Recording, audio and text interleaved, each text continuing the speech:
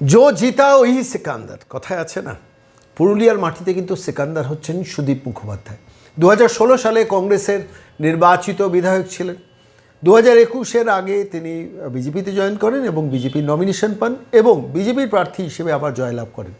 অর্থাৎ 2016, 2021-এর পর 2026-এ পুনরায় সুদীপ মুখোপাধ্যায় পুরুলিয়ার মাটিতে নির্বাচনে দাঁড়ালেন এবং জিতবেন। সেটা সময়ের অপেক্ষা, এটার জন্য কোনো প্রেডিকশনের দরকার নেই।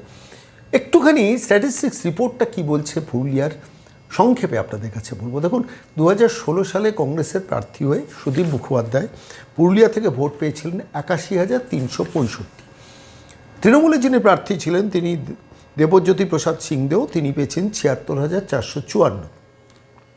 বিজেপির প্রার্থী পেয়েছিলেন 12,757 নগেন্দ্র কুমার ওঝা 2016 সাল।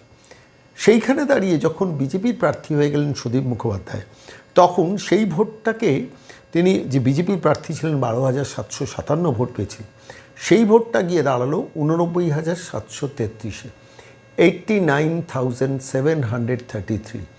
12,757 থেকে বিজেপির ভোট বেড়ে দাঁড়ালো 89,733। আর ঘটনা হচ্ছে যে সুদীপ মুখোপাধ্যায় যে দলের হয়ে দাঁড়িয়েছেন 2016 সালে 81,365 ভোট পেয়েছিলেন কংগ্রেসের প্রার্থী সুদীপ মুখোপাধ্যায়। সেই কংগ্রেসের আসনে 2021-এ কন্টেস্ট করলেন পার্থপ্রতিম ব্যানার্জি। তিনি পেলেন 24,996 2021-এ সুদীপবাবুর বিরুদ্ধে। অর্থাৎ কংগ্রেসের ভোট এক লপ্তে 81,000 থেকে নেমে দাঁড়ালো 24,996। কিন্তু এখানে খুব একটা ইন্টারেস্টিং ঘটনা আছে, সেটা হচ্ছে তৃণমূলের প্রার্থী 2016 সালে দিব্যজ্যোতি প্রসাদ সিংদেও পেয়েছিলেন 76,454। 2021-এ সুদীপবাবু যখন বিজেপির প্রার্থী, তার বিরুদ্ধে দাঁড়িয়েছিলেন সুজয় বন্দ্যোপাধ্যায়, তিনি পেয়েছিলেন 82,715। অর্থাৎ 2016 থেকে 2021 কিন্তু তৃণমূল তার ভোট বাড়িয়েছিল প্রায় 6,000। কিন্তু সুদীপ মুখোপাধ্যায় যেহেতু 89,733 পেয়ে গেছেন, ফলত স্বাভাবিকভাবেই তিনি জিতেছিলেন প্রায় 6,000-এর ওপর মার্জিনে। সুদীপ মুখোপাধ্যায় বিধায়ক হিসেবে পুরুলিয়া থেকে বিধানসভায় প্রবেশ করেন। এবারে কি হবে? এবারে 2-3টে ঘটনা ঘটেছে। প্রথম কথা হচ্ছে, কংগ্রেস প্রার্থী যে গতবার পেয়েছিলেন 24,996, কংগ্রেসে যিনি প্রার্থী হবেন তার পক্ষে এখন সেই ভোটটা ধরে রাখা মুশকিল। এই ভোটটা শিফট হবে বেশিরভাগটাই বিজেপির দিকে। এক। দ্বিতীয়ত হচ্ছে, Sudip Mukhopadhyay over the years তার সাংগঠনিক এবং তার নিজস্ব কাজের জনপ্রিয়তা বাড়িয়েছেন, ফলে তো অটোমেটিক কোর্সে 5-6 হাজার ভোট সুদীপ মুখোপাধ্যায়ের অতিরিক্ত বাড়বে। অ্যান্টি এস্টাবলিশমেন্ট ভোট পুরুলিয়ার মাটিতে বেড়েছে, ফলে তো পুরুলিয়াতে যিনি তৃণমূলের প্রার্থী হয়েছেন তার ভোট কিন্তু গতবারের মতো 82,715 ধরে রাখা নেক্সট টু ইম্পসিবল হয়ে গিয়ে দাঁড়িয়েছে। সেটার জন্য বিশ্লেষণ দরকার নেই। পুরুলিয়ার মাটিতে বহু মানুষের সঙ্গে আমি কথা বলেছি, তারাই বলছেন মানুষ সাংঘাতিকভাবে চাকরি চুরির জন্য ক্ষিপ্ত হয়ে রয়েছে। এই বাস্তবতা এবং নানান ধরনের লুট, গরিব মানুষ, পুরুলিয়াতে প্রচুর গরিব মানুষ থাকেন, তারা প্র্যাকটিক্যালি অ্যান্টি তৃণমূল মুডে রয়েছেন। ফলত সুদীপ মুখোপাধ্যায়ের মার্জিনটা এবার কিন্তু 6,000 নয়, 20 থেকে 22,000 মিনিমাম হবেন পুরুলিয়ার মানুষজন বলছেন। কিন্তু বাস্তবে কী হবে? নির্বাচনী প্রচার এখনও অনেকটা বাকি, আরও কিছুদিন গেলে এই নিয়ে একদম নির্দিষ্ট তথ্যভিত্তিক বিশ্লেষণ করব। কিন্তু এই মুহূর্তে দাঁড়িয়ে সুদীপ মুখোপাধ্যায়ের পুরুলিয়ার মাটি থেকে বিধায়ক হিসেবে বিধানসভায় প্রবেশটা শুধু সময়ের অপেক্ষা। একদম সাংঘাতিকভাবে প্রচণ্ড গতিতে সুদীপ মুখোপাধ্যায় গলিতে গলিতে ঘুরে বেড়াচ্ছেন। তার প্রচারের কিছু অংশ এই মুহূর্তে আপনাদের দেখা।